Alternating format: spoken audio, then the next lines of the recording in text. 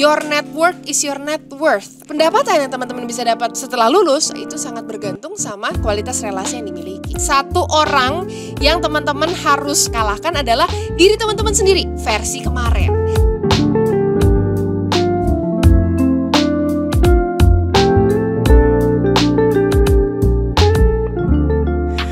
Gramets, welcome back to podcast Sinopsis, siasat ngobrol inspiratif dan kritis. Kenalin, aku Mariska Gebi dan hari ini aku bakal temenin temen-temen semua untuk ngobrol bareng sama narasumber yang inspiratif tentunya. Oh ya, buat teman-teman yang belum tahu Sinopsis itu apa, jadi Sinopsis itu adalah podcast terbarunya Gramedia dan di sini kita bakal bahas-bahas hal-hal yang inspiratif tentunya dengan narasumber yang kece-kece tentunya. Ada influencer, ada seniman, ada tokoh masyarakat, pokoknya narasumbernya bakal keren-keren banget. Supaya teman-teman gak ketinggalan sama podcast Sinopsis ini, jangan lupa untuk subscribe, untuk like, dan juga bunyiin nih loncengnya. Dan juga teman-teman bisa komen juga di bawah kira-kira mau undang siapa sih untuk kita ngobrol-ngobrol bareng. Oke deh, pasti udah gak sabar kan pengen tahu siapa sih kira-kira narasumber kece yang bakal kita hadirkan di podcast Sinopsis kali ini. Nah, buat teman-teman yang suka scrolling TikTok nih, pasti udah gak asing lagi sama si narasumber yang satu ini. Apalagi teman-teman yang suka pengen tahu nih tips-tips cara buat CV yang apik, yang langsung lolos screening, langsung lolos kerja. Pasti tonton ya konten kreator yang satu ini, ya kan? Dan pastinya teman-teman kalau udah sering scrolling nih TikToknya ini pasti udah pada lulus di BUMN kali ya. Oke deh, langsung aja, ini adalah narasumber kita, tapi aku spill dikit dulu ya. Jadi kakak yang satu ini nih, karena udah konsisten ngonten dari tahun 2021, sekarang pengikutnya di TikTok udah udah bahkan lebih dari 4 juta. Wow, dan followersnya di Instagram juga udah lebih dari 300 ribu. Dan karena konsistensinya dalam membuat konten, kakak kita yang satu ini juga udah dapat penghargaan sebagai Best Learning and Education Content Creator di TikTok Award 2021. Wow, keren banget. Aku kalau baca profilnya si kakak yang satu ini ya, aku sampai grogi sendiri. Mungkin dulu masa kecilnya suka nongkrong di Gramedia baca buku kali ya. Oke deh, langsung aja, ini dia adalah narasumber kita yang paling kita tunggu-tunggu, Kak Vina Maulina. Hai Gaby, apa kabar? Baik banget, Kakak apa kabar? Baik. It's so good to be here loh. Wow, seneng banget ya. Ini bring back old memories sebenarnya. Pasti banget. Jadi pengen tahu nih Kak, bener gak sih dulu waktu masa kecil suka banget nongkrong di Gramedia baca buku gitu? Jadi memang ke Gramedia itu adalah kebiasaan dulu waktu aku kecil ya, sama keluarga gitu. Jadi gitu. mama papa pasti setiap Sabtu Minggu kalau ke mall itu selalu ngajak ke Gramedia. Buat apa? Karena aku pasti akan selalu beli komik dulu. Beli komik. Kalau teman-teman bingung komik apa, aku adalah kolektor komik Conan dari nomor 1. Iya, detektif Conan. Gila, anaknya nomor detektif 1 banget ya. sampai terakhir nomor berapa ya? Kayaknya nomor 50-an deh kalau gak salah. Gila, ini dan kolektor itu tiap beneran. Minggu, iya, tiap minggu tuh pasti ke Gramedia buat beli. Oh gitu. Kalau aku nih Kak ya, selain memang aku baca buku di Gramedia nih, suka kira-kira nyelip di ujung-ujung nih ya kan, di sudut ruangan, buka plastiknya terus baca gitu, nggak beli. Nggak beli ya, cuma baca nggak doang. beli. Tapi selain beli bukunya juga, yang paling aku seneng ke Gramedia tahu nggak apa? Itu beli alat-alat tulis. Ya kan, karena kita waktu zaman sekolah nih kan, sering banget nih koleksi alat-alat tulis. Aku tuh suka banget nyatet soalnya waktu zaman sekolah. Kalau Kak Vina waktu zaman sekolah sering nyatet ke nggak Gramedia sih? Bukan beli alat tulis ya, tapi dulu beli kayak isian binder, tau gak sih? Isian binder. Jadi kalau beli isian binder di Gramedia itu kan itu ada yang bagus banget tuh kan, gitu, terus bisa sombong di sekolah. Wih, beli nih dari gitu. Gramedia. Jadi inget masa-masa sekolah juga ya. Apalagi sekarang ya kayak mungkin udah zaman pandemi, siswa-siswa banyakan yang online gitu. Kangen gak sih Kak sekolah offline gitu? Sekolah offline kangen sih sebenarnya. Padahal tukeran binder gitu ya. Tukeran binder, terus kayak ke kantin bareng gitu. Kayaknya sekarang udah mau offline lagi ya? Iya, udah mulai offline lagi ya. Aku kan sekarang juga dosen ya Kak ya. Di kampus itu udah mulai offline juga. Dan seneng banget bisa ketemu bareng-bareng juga sama mahasiswa-mahasiswa aku. Seru banget. Seru banget. Oh ya, buat teman-teman juga yang pengen tahu info terbaru dari Gramedia, boleh follow juga Instagramnya Gramedia @Gramedia, @Gramedia Promo, dan juga @Gramedia Kids. Oke deh. Oke, lanjut nih Kak. Kak, boleh dong bahas sedikit nih, kira-kira nih kan sebagai anak-anak zaman sekarang nih, anak zaman kuliah, kita ngomongin sedikit soal apa sih kebiasaan anak-anak muda sekarang yang harus dibangun supaya kalau misalnya dia lulus SMA kah ataukah dia lulus kuliah, dia boleh dapat pekerjaan yang bagus gitu loh. Oke. Gimana? Jadi kalau misalnya kita ngomong tentang habits ya, tentang kebiasaan yang harus dibangun, sebenarnya ada 3 modal utama, Gap, kalau Apa menurut tuh? aku. Yang pertama adalah penentuan clarity atau kemampuan mereka untuk mencari sebenarnya mereka itu pengennya mau kemana, gitu Oke, ya. banyak nih yang masih Ya, sering lupain ya. jadi kayak sebenarnya nanya, refleksi sama diri sendiri gitu ya. Apa sih sebenarnya kompetensi yang gue punya gitu. Terus kemudian minat gue mau kemana gitu ya. Kira-kira kedepannya apa nih yang ingin gue pursue gitu ketika gue berkarir. Nah itu harus dicari. Disesuaikan sama minat dan juga bakat yang teman-teman Grammets punya tentunya. Tapi kira-kira susah gak sih Kak untuk menemukan apa sih konsep atau keinginan yang ada Yes, dalam pasti diri? susah gitu ya. Apalagi kalau misalnya kita ngomong tentang refleksi diri gitu kan. Itu ada 2 sebenarnya caranya. Yang pertama adalah lewat internal self awareness, Oke, yaitu harus adalah aware ngobrol ya sama ya. diri sendiri. Ngobrol sama diri sendiri. Yang kedua sama external self awareness. Caranya adalah ngobrol sama orang-orang terdekat. Jadi misalnya Gaby nih mau cari tahu kayak gue tuh bagusnya di bidang apa sih, kerja di bidang apa gitu ya. Nah, atau Gaby bisa coba nih untuk nanya sama orang tua, sama kerabat Oke. terdekat. Kira-kira Gaby tuh bagusnya untuk kerja di bagian apa gitu. Istilahnya seperti itulah. Nah, terus selain clarity, yang kedua yang harus dibangun adalah peningkatan kompetensi atau competitiveness. Oke. Jadi itu bisa dibangun dengan ikutan berbagai kegiatan waktu di kampus. Jadi kalau misalnya teman-teman suka untuk berorganisasi, silakan ikut organisasi. Kalau misalnya mau suka ikut volunteer atau kegiatan sukarelawan misalnya bisa ikut volunteer juga. Atau misalnya sesimpel buat hobi-hobi yang bisa mendukung ketika kita nanti bekerja gitu ya. Ketika Oke. kita bekerja nanti. Misalnya kayak gue dulu waktu itu teman-teman Grammets mungkin pada tahu ya kalau aku itu merupakan salah satu contoh mahasiswa murtad. Jadi Gimana kerjanya tuh? apa, kuliahnya apa gitu ya. ya. Nah dulu gimana caranya kemudian bisa kerja sampai di titik sekarang, karena waktu kuliah gue coba untuk bisa mengumpulkan skill yang dibutuhkan gitu. Benar, Di dengan dunia berorganisasi, komunikasi. betul. Jadi gue ikutan pers mahasiswa, Bang None dan lain sebagainya macam. Dan yang ketiga yang harus dibangun adalah connections atau relasi gitu. Betul Karena itu banget. sangat-sangat krusial ya ketika kita ngomongin tentang dunia profesional. Karena kita nggak pernah tahu nih 10 sampai 15 tahun ke depan kita jadi apa gitu. Dan biasanya kemungkinan besar pendapatan yang kita dapat di masa depan itu sangat ditentukan sama kualitas relasi yang kita punya. Kalau peribahasa nih teman-teman Grammets namanya itu adalah your network is your net worth. Artinya pendapatan yang teman-teman bisa dapat ketika teman-teman setelah lulus atau masuk ke dunia kerja itu sangat bergantung sama kualitas relasi yang dimiliki. Gitu Gap jadi. Oh, wow, ini jadi pelajaran penting banget ya buat kita semua ya. Apalagi yang satu yang aku pengen highlight tadi Kak, soal berorganisasi. Jadi soalnya nih kebanyakan yang mahasiswa aku nih, kebanyakan juga banyak yang kupu-kupu nih. Bener. Kuliah pulang. Jadi penting banget ya berorganisasi. Juga boleh dong Kak dijelaskan lagi kira-kira pentingnya berorganisasi. Apalagi Kakak tadi ya, ada yang mahasiswa murtad nih, yang tiba-tiba kuliahnya apa, kerjanya apa, tapi ternyata dengan bekal berorganisasi, dan kita bisa mengumpulkan skill kita juga, improve skill juga untuk di dunia pekerjaan. Gimana? Sebenarnya yang penting itu bukan organisasinya. Apa tuh? Tapi gini, ketika kita ngomongin soal kita belajar ya atau kita cari ilmu, sebenarnya kan caranya ada 2. Lewat pendidikan formal yang teman-teman jalani kalau teman-teman tuh lagi kuliah, lagi sekolah. Yang kedua adalah pendidikan non formal yang biasa dilakukan di luar waktu kita sekolah. Nah, organisasi itu salah satunya. Selain organisasi bisa juga nggak Kak? Ya bisa. Misalnya teman-teman ikut volunteer atau teman-teman misalnya punya bisnis sendiri atau teman-teman ngerjain project secara sukarela, itu juga merupakan salah satu cara untuk pendidikan non formal tadi. Oke, gitu. jadi sebenarnya banyak banget wadah untuk kita improve skill kita. Betul. Gitu ya Kak ya. Jadi jangan hanya menggantungkan diri dari pendidikan formal tadi gitu. Oke. Karena dua-duanya harus berjalan beriringan. Jadi gitu penasaran nih Kak, ngomongin pendidikan formal. Berarti IPK atau cum laude itu penting juga nggak Kak? sih. Penting. Oke. Penting tapi itu tidak bisa dijadikan landasan utama. Oke.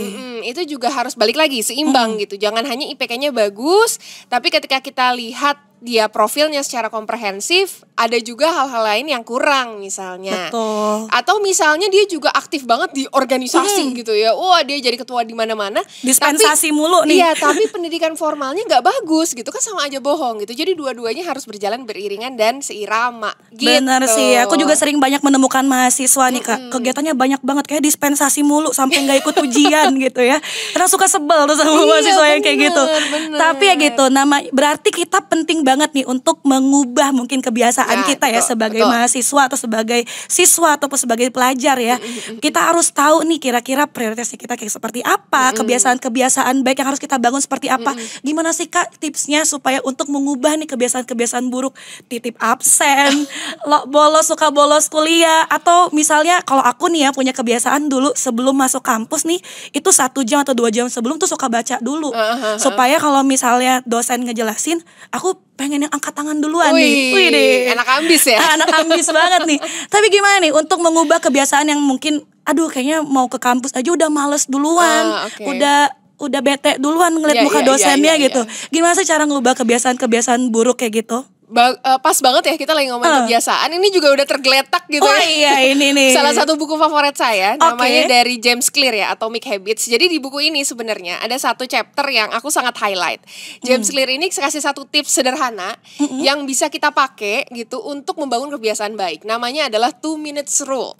Jadi kalau misalnya nih, let's say teman-teman itu mau jadi orang yang lebih sehat gitu ya.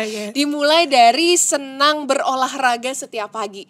Tapi terus besok subuhnya tidur. Gimana kemudian caranya agar bisa membangun kebiasaan baik tersebut? Nah, kata James Clear, lo coba deh lakuin hal itu selama 2 menit aja. Contoh 2 menit aja contoh nih, misalnya teman-teman pengen untuk bisa jadi lebih sehat, lebih rutin olahraga. Kan kadang-kadang kita mikir, oke, kita harus olahraga tapi gue mager. Nah, coba paksa diri kita untuk melakukan kebiasaan itu selama 2 menit. Ya udah, bangun, pakai sepatu dulu aja 2 menit.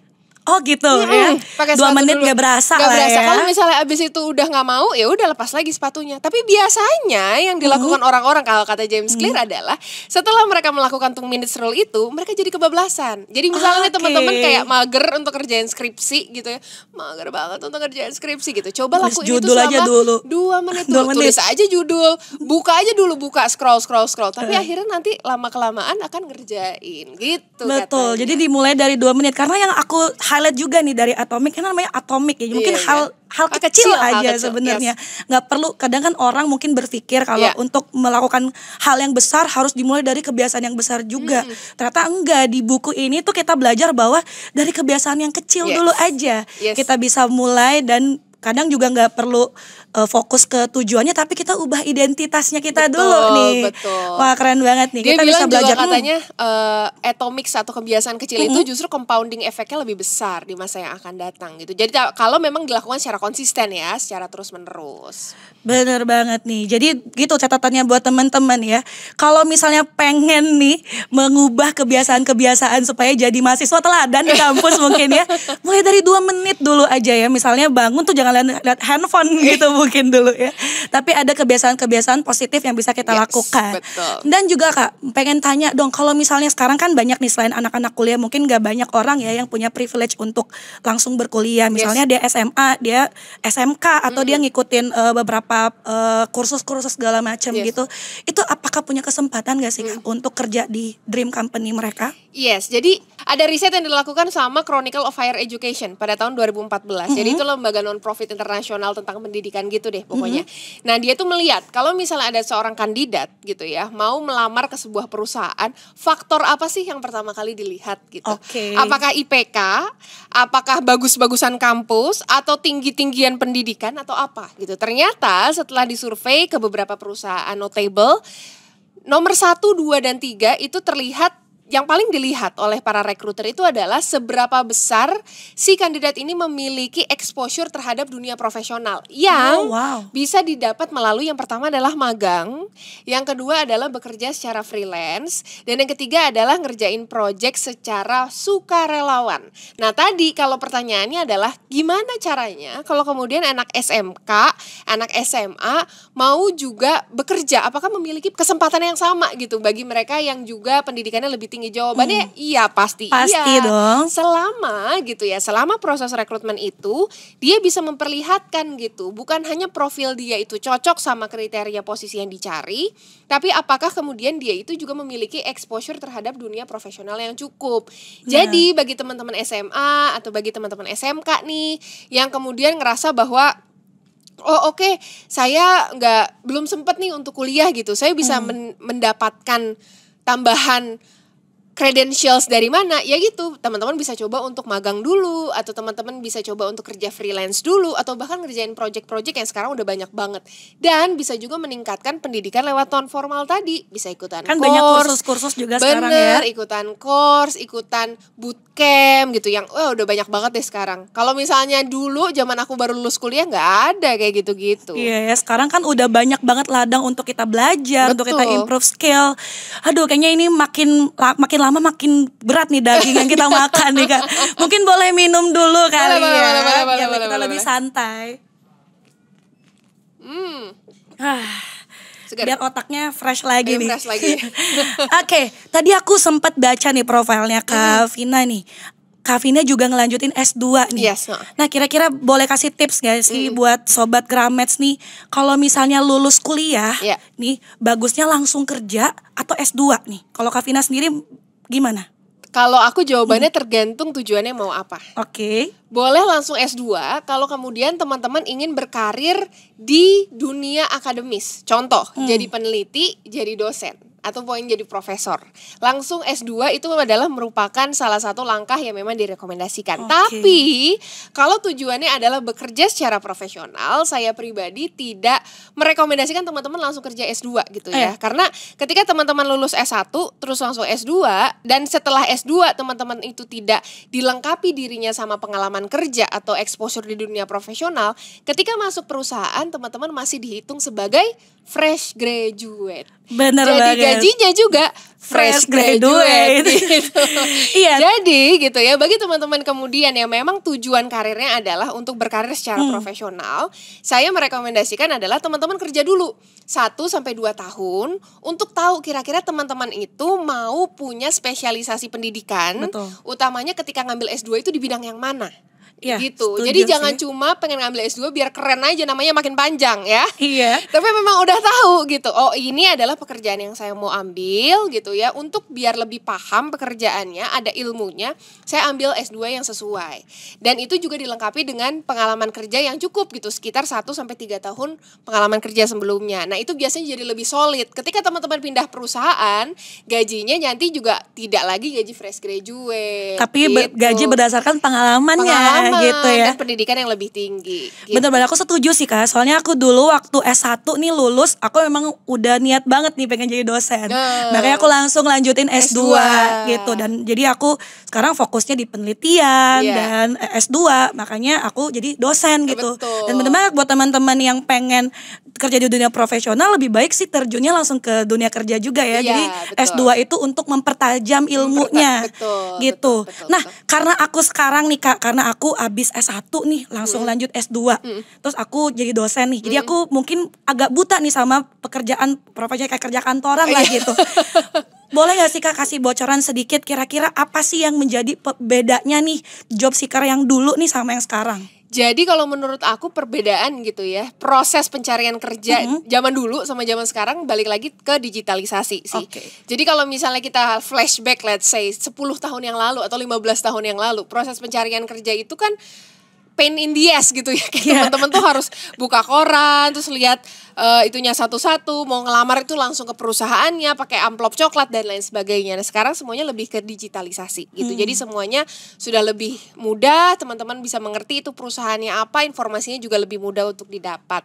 Nah, cuman kelebihan itu juga tentu saja menjadi tantangan tersendiri gitu bagi job seeker sekarang. Karena kemudahan yang itu akhirnya mereka itu jadi tidak punya tujuan yang jelas kadang-kadang ketika melamar gitu ya. Jadi Yeah. mereka akhirnya ya udah ngelamar aja ke semua perusahaan, nanti yang manggil yang mana, yang itu yang Yang ikutin. gajinya lebih gede yang mana? Iya, padahal sebenarnya ketika mereka melakukan itu gak banyak juga dari semua perusahaan yang dilamar gak ada yang manggil gitu. Karena mereka gak spesifik gitu mau bekerja di mana dan tidak disesuaikan skillsnya gitu sama yang mereka punya. Jadi balik lagi prosesnya itu jangan kebalik gitu ya, teman-teman buat CV-nya dilempar ke semua perusahaan. Tapi dibalik dulu, tentuin dulu perusahaannya mau apa, bidang pekerjaannya apa gitu ya, industrinya mau apa. Habis itu buatlah CV, dokumen rekrutmen sesuai dengan yang teman-teman inginkan gitu. Nah ini juga sering banget nih jadi aku temukan ya. Kakak juga punya adik yang fresh graduate juga. Nah gitu dia, ternyata kekeliruannya adalah oke deh, karena udah lulus nih, udah punya pengalaman waktu magang, langsung sebar CV kemana-mana nih banyak. Abis itu panggilan interviewnya jadi banyak, jadi bingung mau kerja yang di mana dulu ya. Terus akhirnya udah nih kerja di satu tempat, kemudian setelah kerja satu tempat, ditawarin lagi tempat lain. Akhirnya jadi kutu loncat. Gimana Kak? Menurut pendapat Kakak sebenarnya soal kutu nggak loncat apa-apa ini? sih. Soal untuk berpindah-pindah pekerjaan itu menurut aku aman-aman aja. Tapi balik lagi, aku juga sering dapat pertanyaan, kapan sih seberapa lama sebenarnya kita itu harus bertahan di sebuah perusahaan, istilahnya kayak gitu. Nah kalau aku sebenarnya menyarankan lo bertahan di sebuah perusahaan ketika lo udah bisa melihat lo tuh udah bisa ninggalin legacy atau bisa ninggalin sesuatu untuk perusahaan itu. Contoh nih misalnya misalnya gue sebagai seorang HR gitu ya, terus selama gue berkarir di perusahaan itu, gue bisa nih ngebantu perusahaan yang tadinya belum punya branding sosial media yang baik, jadi punya branding sosial media yang baik. Gue juga kemudian membantu untuk punya perusahaan itu sistem rekrutmen yang lebih jelas gitu. Nah itu adalah legacy gue ketika ada di sana. Nah teman-teman pastikan punya itu gitu sebelum teman-teman meninggalkan si perusahaan. Kenapa? Karena si legacy itu atau quote on quote prestasi itu bisa dijadikan bahan jualan ketika teman-teman kemudian pengen pindah ke perusahaan yang lain, istilahnya kayak gitu. Nah biasanya kalau waktu itu beda-beda tergantung gitu ya. Kalau misalnya kita kerja di startup, legacy ini bisa didapat mungkin di 1 tahun pertama gitu. Cepat tapi ya? cepat atau mungkin 1,5 tahun udah dapat gitu. Karena kan fast pace ya perusahaannya tuh terus cepat gitu. Kita sama-sama saling bangun juga ya kan, kita bangun, mereka juga baru bangun. Tapi kalau di perusahaan korporasi umumnya biasanya ya waktu standar gitu ya. Kalau menurut aku di sebuah pekerjaan itu rata-rata 2-3 tahun. 1 tahun pertama itu adalah teman-teman waktunya untuk bisa adaptasi di lingkungan kerja, tahu proses bisnisnya seperti apa.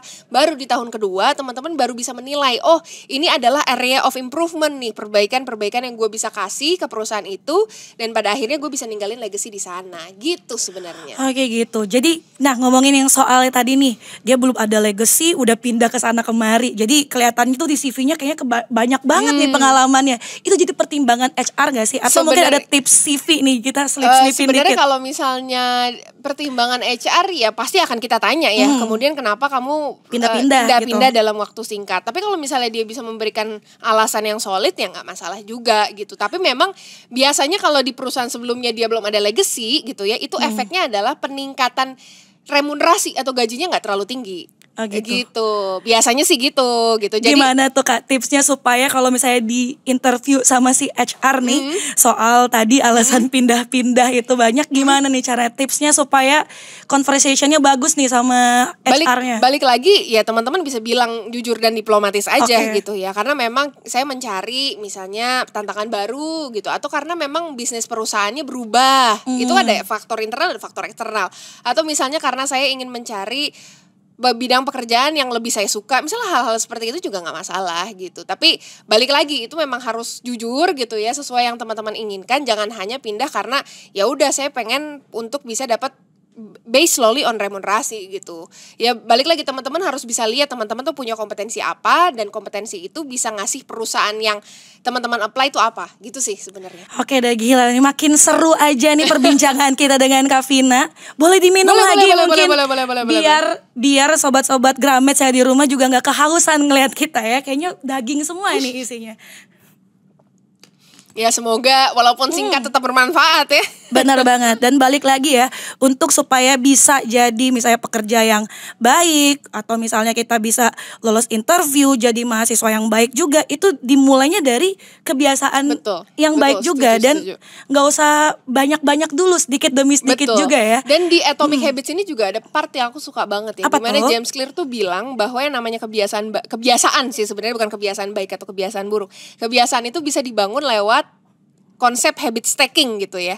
Jadi kita itu menyisipkan kebiasaan yang ingin kita bangun di kebiasaan yang sudah kita lakukan setiap hari. Contoh, biasanya teman-teman kalau bangun pagi itu akan selalu pergi ke kamar mandi gitu ya misalnya. Setelah itu buka HP. Nah, kalau kata James Clear, coba deh sisipin kebiasaan yang ingin dibangun. Misalnya nih, abis bangun tidur ke kamar mandi, sebelum pegang HP pegang buku dulu gitu. Jadi dengan menyisipkan habit stacking itu bisa membuat kita jadi lebih mudah gitu punya kebiasaan baru yang lebih enak lah istilahnya. Oke deh, sekarang Kak, aku mungkin sobat Gramets yang ada di rumah ini itu penasaran juga nih.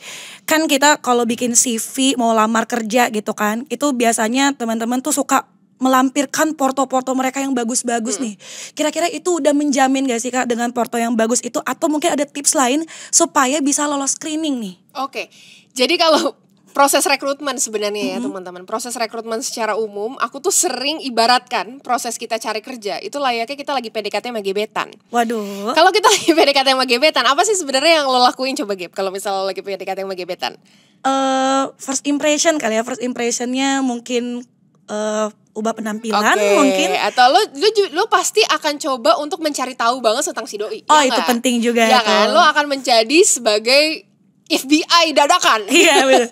Tiba-tiba langsung tahu nih nyokapnya siapa, kerja di mana gitu ya. Waduh. Nah, sayangnya hal itu tuh tidak dilakukan oleh sebagian besar pelamar kerja gitu ya. Jadi mereka itu tidak mencari tahu sebanyak-banyaknya tentang perusahaan yang mereka lamar. Hasilnya apa ketika proses rekrutmen? Ya udah CV-nya itu mereka buat general aja. Portofolionya mereka buat karena memang ngikut-ngikut aja gitu ya, tanpa tahu dibutuhkan atau enggak. Terus dikirim, padahal kita nggak pernah tahu gitu perusahaan itu butuh atau enggak gitu. Jadi balik lagi, prosesnya itu adalah, dan kuncinya adalah kita tidak bisa memperlakukan setiap perusahaan tuh sama, karena setiap perusahaan tuh sama kayak gebetan gitu ya. Beda-beda kebutuhannya. Betul sekali. Jadi teman-teman harus lihat gitu, teman-teman mau ngelamar di posisi apa, di perusahaan kayak gimana. Ya.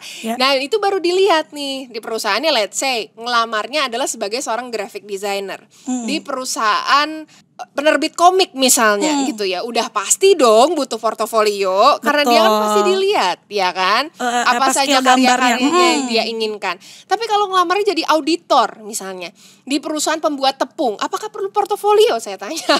Kan belum tentu juga. Belum tentu ya kan. Jadi balik lagi gitu, teman-teman harus tahu ngelamar di perusahaan apa, di posisi apa.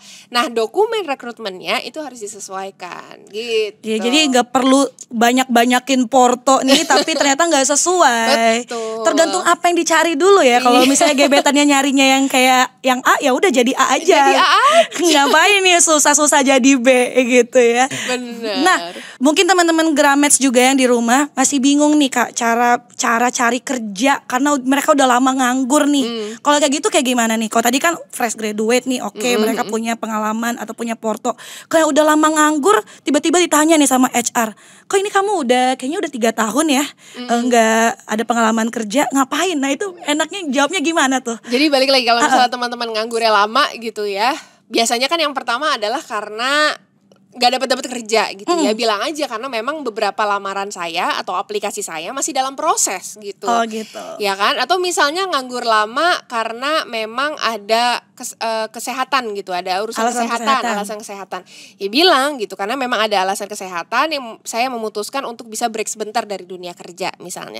Atau yang ketiga karena sebelumnya dispute sama keluarga gitu, keluarga yang gak setuju kerjaannya gitu kan, yang bisa bilang karena memang saya ada beberapa isu terkait keluarga sehingga saya memutuskan untuk break dulu dari pekerjaan misalnya kayak gitu. Tapi tunjukkan kalau misalnya dari proses atau pertanyaan kamu kenapa nganggur lama, kamu kasih tahu gitu. Selama waktu dan periode kamu nganggur, kamu tetap bisa memiliki dan menyisihkan waktu untuk tetap belajar. Jadi tetap up to date gitu sama Jadi nggak buta-buta banget ya. Betul, sama industrinya. Misalnya kayak ngelamar di Gramedia misalnya gitu ya. Tetap tahu lah apa sih tren orang gitu ya. Baca buku yang sekarang disuka tuh kayak gimana. Apakah harus beralih dunia digital atau enggak? Ya hal-hal seperti itu. Ternyata Gramedia udah punya podcast juga Sinopsis gitu ya kan. Benar, ini kan merupakan salah satu inovasi juga. Benar, karena udah mulai merambah ke dunia digital ya. Betul. Ternyata orang juga kita bisa tahu nih buku ini nih kita bisa kupas sedikit lewat podcast loh.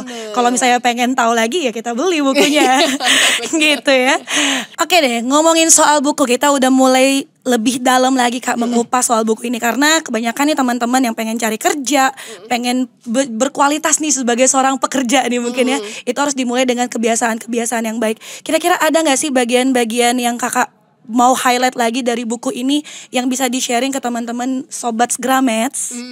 Jadi yang paling aku suka juga ya dari James Clear, dia tuh bilang bahwa sebenarnya proses pembentukan kebiasaan itu dimulai dari 3 steps gitu. Ada cue, ada trigger, ada act gitu. Jadi ada cue yang ngebikin kita tuh pengen gitu, ada triggernya yang ngebikin kita tuh pengen juga gitu, sampai akhirnya kita bertindak gitu. Kayak misalnya let's say kita itu pengen untuk bisa makan makanan bermicin misalnya gitu ya.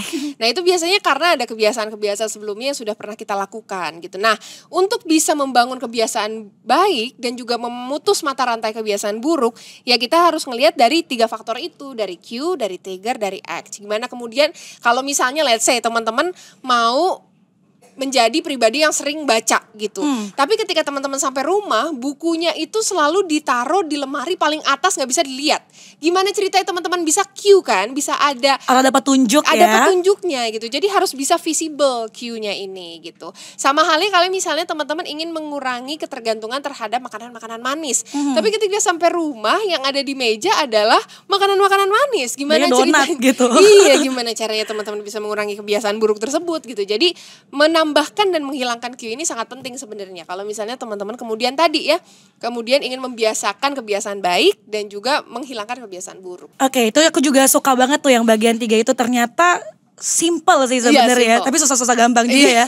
Karena kalau misalnya kita mau memulai kebiasaan baik, itu sih pentingnya cue itu, petunjuk itu. Kalau misalnya kita kayak tadi mau baca buku, kita harus lihat bukunya dulu baru bisa baca gitu. Nah, kita balik lagi ke soal pekerjaan nih Kak. Nah hustle culture di kerja itu menurut Kakak, di jam fleksibel itu menurut Kakak gimana sih? Itu habits yang baik atau enggak? Karena kita ngomongin kebiasaan baik ya. Kalau hustle culture di kerja itu gimana? Hustle culture menurut aku gini ya. Aku tuh selalu berprinsip bahwa semua segi kehidupan, baik kehidupan kita pribadi maupun kehidupan kita ketika kita lagi bekerja, itu semuanya harus seimbang gitu. Betul. Jadi pekerjaan, kehidupan pribadi dan waktu kita istirahat tuh semuanya harus seimbang. Gak ada yang lebih tinggi, lebih besar, lebih banyak porsinya dibanding satu sama lain. Nah kalau kita ngomongin hustle culture di mana pekerja ini kayak menghabiskan waktu sampai dia itu tidak punya waktu istirahat, atau sampai dia itu mengorbankan waktu sama keluarga, ya kalau aku sih nggak terlalu setuju ya sama hal-hal kayak gitu ya gitu. Balik lagi kita harus tetap punya punya waktu untuk bisa balik lagi bareng sama keluarga gitu. Kita juga harus punya waktu yang cukup untuk bekerja gitu, dan juga punya waktu yang cukup untuk istirahat. Iya sih, benar banget, karena pastinya tetap harus seimbang juga ya Kak. Betul. Udah kerja keras-keras gitu ya. Terus orang mungkin lihat di sosial medianya kayaknya ini pekerja keras banget nih. Tapi ternyata nggak balance juga sama apa yang ada di rumah kayak gitu. Nah menurut Kak Vina nih, hal yang seperti itu apalagi di lingkungan pekerjaan ya, mungkin terlalu banyak tekanan, pressure dari atas, atau misalnya lingkungan pekerjaan yang nggak mendukung, itu termasuk lingkungan yang toksik nggak sih di pekerjaan? Iya, jadi pembentuknya namanya toxic environment gitu sebenarnya banyak banget sih teman-teman. Apa gitu tuh, ya. Kira-kira? Jadi bukan hanya dari eksternal, bukan hanya dari rekan kerja kita, bukan hanya dari atasan kerja kita, dan bukan cuma dari kantor itu sendiri, tapi juga toxic environment juga bisa muncul dari diri kita sendiri. Jadi kalau misalnya teman-teman itu tidak punya, balik lagi kebiasaan baik untuk selalu berpikir positif, selalu melihat sesuatu dari paradigma berbeda. Kadang-kala tanpa kita sadari kita tuh membentuk toxic environment kita sendiri gitu sih. Dikit-dikit ngeluh, dikit-dikit ngeluh gitu ya. Jadi balik lagi ya, kalau menurut aku sih yang aku pelajari juga dari buku ini adalah kita itu harus fokus sama yang dinamakan lingkaran kendali. Faktor-faktor yang memang bisa kita kendalikan gitu. Karena let's say lingkungan, apa yang terjadi di luar gitu ya, mau ada bencana alam, mohon maaf gitu ya, atau ada apapun yang terjadi di luar kita, itu biasanya adalah sesuatu yang tidak bisa kita kontrol. Yang bisa kita kontrol adalah gimana cara kita merespon terhadap hal tersebut. Betul. Apakah kemudian kita itu ingin menjadi orang yang ikut-ikutan negatif, atau kemudian kita juga walaupun lingkungannya toxic, quote on quote negatif gitu ya, kita juga bisa membentuk lingkungan positif kita sendiri dengan mengelilingi diri kita sama orang-orang yang suportif gitu, dan selalu memiliki kebiasaan untuk membangun positive mindset gitu sih. Aku jadi ingat nih Kak, ada salah satu pengalaman teman aku nih. Jadi dia kerja di satu tempat, kemudian dia ngeluh, aduh dia nggak cocok sama bosnya, gitu. Akhirnya yaudah kita kasih saran nih teman-temannya, yaudah kalau kamu ngerasa nggak cocok sama bos kamu nih, pindahnya tempat lain, mungkin tempat lain lebih cocok. Karena tempat lain dia juga punya masalah yang sama. Ya gitu. Akhirnya aku mulai bertanya nih, mungkin yang salah langsung nangkep bukan ya, bosnya. bukan yang salah, mungkin bukan bosnya ya. Tapi kenapa di beberapa tempat kerja dia udah coba mungkin menyesuaikan apa segala macam, ternyata dia memiliki permasalahan yang sama. Itu termasuk toksik dalam diri dia berarti ya, kan? aku kan gak kenal sama orangnya ya, tapi bisa jadi gitu. Karena balik lagi ya, namanya toxic environment itu tidak bisa hanya dibuat dari lingkungan eksternal. Dan karena kita manusia tuh seringkali kita tuh menyalahkan lingkungan eksternal, padahal sebenarnya yang terjadi kita harus lihat dari banyak sudut pandang. Banyak sudut pandang, sama aja kayak penelitian kan, paradigmanya macam-macam nih. Apalagi kalau kita studi kasus nih, bukan cuma lihat dari depan, belakang, samping, kanan, kiri ya, tapi POV yang serong-serong ini kadang suka sering dilupain. Betul. Jadi kita juga bisa lihat gitu, apakah kemudian di dalam diri kita juga sudah membiasakan punya positive mindset, atau justru kita malah kebawa ikut jadi punya toxic paradigm gitu kan. Toxic paradigma yang ngebuat kita ngelakuin apa aja juga ngerasanya salah terus. Nah kalau udah kayak gitu, nah Kak, kejadiannya kira-kira perlu healing gak sih? Aduh. Sebenarnya ini tuh kayak kata-kata yang sering banget common banget untuk diucapkan ya. Tapi balik lagi sebenarnya ya boleh aja sih teman-teman untuk healing atau beristirahat, tapi ya sewajarnya gitu. Aku sih merasa semuanya harus dalam batas wajar. Selama itu dilakukan dalam batas wajar ya boleh gitu. Tapi jangan sering-sering untuk diagnosis diri sendiri ya. Karena itu yang itu adalah sesuatu yang Sobat Gramets harus hati-hati lah. Pokoknya jangan sampai kayak gitu, kayak aduh stres sedikit gue butuh healing, stres sedikit gue butuh healing gitu. Padahal sebenarnya kita nggak tahu, kayak kita nggak pernah coba untuk ngobrol ke psikolog, psikiater atau segala macam, dan kita malah mendiagnosis diri kita sendiri gitu. Jadi kalau mau coba untuk istirahat ya boleh istirahat sewajarnya, tapi ketika memang harus udah mulai lagi ya harus mulai lagi gitu. Oke, kira-kira nih Kak, bentuk healing dari Kakak sendiri apakah healing itu beristirahat kah, atau healing justru kita ya udah deh tinggalkan nih perusahaan yang lama, kita ke perusahaan yang baru? Gimana nih menurut Kak Kalau Vina aku sih sebenarnya pendapatnya? lebih ke istirahat ya. Aku mengibaratkan healing itu kayak spasi kalau teman-teman lagi baca buku gitu. Kalau misalnya teman-teman lagi baca buku, yang bikin buku itu enak dibaca apa sih? Kan ada spasinya kan. Kalau enggak ya ada spasinya kan nggak bisa dibaca itu bukunya kan. Dan sebenarnya healing tuh sama aja kayak gitu sih. Itu kayak spasi di mana kita beristirahat, tidak melakukan apa-apa gitu ya, cuman fokus sama diri kita sendiri. Habis itu setelah selesai, ketika kita merasa energi kita sudah kembali, kita ngelakuin hal itu lagi gitu. Jangan langsung kayak ngerasa gue butuh healing, gue langsung resign ya. Jangan ya, karena kalau kayak gitu kan memang harus banyak pertimbangan sih, balik lagi gitu. Kalau misalnya kita ingin memutuskan untuk resign apalagi kan, kalau misalnya masih single sih nggak apa-apa ya gitu, akan lebih mudah untuk mendapatkan dan memutuskan kalau teman-teman masih single. Tapi kalau udah berkeluarga, udah ada tanggungan, biasanya tuh lebih sulit tuh kalau misalnya teman-teman harus memutuskan tiba-tiba untuk resign gitu ya. Apalagi fenomena zaman sekarang nih Kak, kayaknya masih sering banget nih terdengar resign setelah dapat THR. Itu gimana kalau menurut Kak Vina? Ya sebenarnya nggak apa-apa juga, itu sih sebenarnya memang kebiasaan yang terjadi, strategi juga gitu, karena biasanya setelah THR, setelah Lebaran Lebaran itu bursa transfer karyawan akan mulai tuh. Jadinya udah mulai dipertimbangkan nih. Mulai dipertimbangkan. Jadi ya kalau menurut aku sih nggak masalah. Balik Gak lagi. masalah ya? Balik lagi kalau misalnya pun teman-teman sudah memutuskan untuk oke, gue pengen cari untuk kesempatan yang lebih baik nih di tempat yang baru gitu ya. Balik lagi tadi caranya gitu ya. Jangan menutup diri untuk tahu kira-kira perusahaan itu butuh orang yang kayak gimana dan sesuaikan semua dokumen dan profil diri kita sesuai sama profil yang dicari sama perusahaan. Jadi nggak masalah ya, nggak masalah sebenarnya. Yang masalah gimana Kak? Kira-kira menurut Kak Vina nih, job seeker yang punya red flag kalau orang-orang zaman sekarang sebutnya, red yang flag masalah ya? nih. Kalau menurut aku red flag yang paling besar bagi para job seeker itu adalah ketika mereka itu ngelamar ke perusahaan, tapi nggak tahu itu perusahaannya bergerak di bidang apa. Dia ngelamar, clueless. Terus kemudian dia ngelamar di posisi tertentu, nggak ngerti juga itu posisinya tertentunya dia nanti ngapain gitu ya. Jadi hal-hal seperti itu yang bikin kita turn down sih. Karena balik lagi, yang kita cari kan apakah kemudian dia udah ngerti ini perusahaan bergerak di bidang apa gitu ya, di kerjanya gimana, atau bahkan apakah profil dia kira-kira akan cocok kalau misalnya kerja sama tim yang udah terbentuk sebelumnya gitu. Betul, itu yang sering kita suka mungkin kecemplung salah nyemplung gara-gara kita nggak research dulu. Betul, jadi balik lagi kuncinya adalah riset. Gitu. Bener banget, aku juga punya keyakinan sendiri nih. Mungkin ini juga boleh jadi pelajaran buat teman-teman. Event kita kalau mau buat event apapun, mau buat konsep apapun, itu mulainya dari riset loh, bener banget. Karena kalau nggak mulai riset nih, banyak kan orang-orang kenapa sih project itu suka gagal atau sesuatu itu suka gagal cuma satu Kak, karena apa? Karena asumsi. Asumsi itu ya, jadi karena orang kebanyakan asumsi nih, itu asumsi tadi kan dia nggak berdasarkan data. Dia nggak valid, dia nggak. Oke, kita boleh berasumsi, kayak banyak itu kalau bikin tesis juga ada hipotesa kan, ada kesimpulan sementara. Nah, kesimpulan sementara ini harus divalidasi nih. Betul. Asumsinya divalidasi dulu dengan data-data, kita harus riset dulu, baru deh asumsi yang tadi itu nggak bakal berantakan. Betul, justru setuju. Asumsi sih yang bikin kita jadinya berantakan nih semuanya. Jadi jangan ngerasa bahwa itu tuh kayak gini gitu ya. Padahal sebenarnya belum tentu kayak belum gitu. tentu. Mungkin sekeliling kita ada hal-halnya kayak gini kita bisa pelajarin, tapi apa sih yang membuktikan bahwa hal itu benar-benar terjadi? Ya harus dicari juga datanya, itu tuh penting banget untuk riset, jangan asumsi-asumsi doang ya. Setuju. Oke, Kak, terakhir nih, boleh nggak sih sharing tips buat teman-teman mungkin yang lagi masih struggling nih untuk cari kerjaan?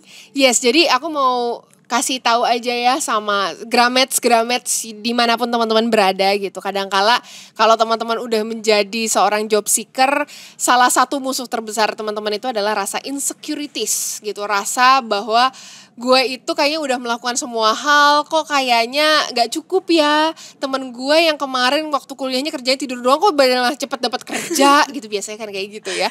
Nah, aku coba pengen ngasih tahu bahwa sebenarnya insecurities atau rasa ketidakpercayaan diri itu seringkali muncul karena kita terlalu banyak menghabiskan waktu membandingkan diri kita sama orang lain. Jadi daripada teman-teman menghabiskan waktu banding-bandingin gitu ya, ngeliatin orang lain udah ngapain gitu, lebih baik fokus sama diri kita sendiri aja. Kalau kata Atomic Habits gitu ya, satu orang yang teman-teman harus jadi lomba terus-menerus gitu, yang harus teman-teman kalahkan adalah diri teman-teman sendiri versi kemarin. Betul. Jadi gimana caranya teman-teman itu selalu bisa membangun kebiasaan baik sehingga nantinya bisa bertumbuh minimal 1% setiap hari. 1% setiap hari. Nah, itu ya teman-teman yang kita bisa bahas hari ini. Keren banget, tepuk tangan dulu dong buat kita semua. Dan buat Gramets yang ada di rumah, pokoknya kalau misalnya teman-teman penasaran banget nih kira-kira apa sih kebiasaan-kebiasaan kecil yang bisa teman-teman ubah dan gimana caranya untuk mengurangi kebiasaan-kebiasaan buruk, teman-teman boleh baca nih bukunya. Bagus. Ya. Dan terima kasih juga Kak Vina yang udah kasih tips banyak banget buat teman-teman yang ada di rumah, buat Gramets. Tentunya dari perbincangan kita kali ini mungkin bisa mengubah 1% kebiasaan baik dari teman-teman semua. Dan aku Mariska Gebi, sampai ketemu lagi di podcast Sinopsis berikutnya. Bye.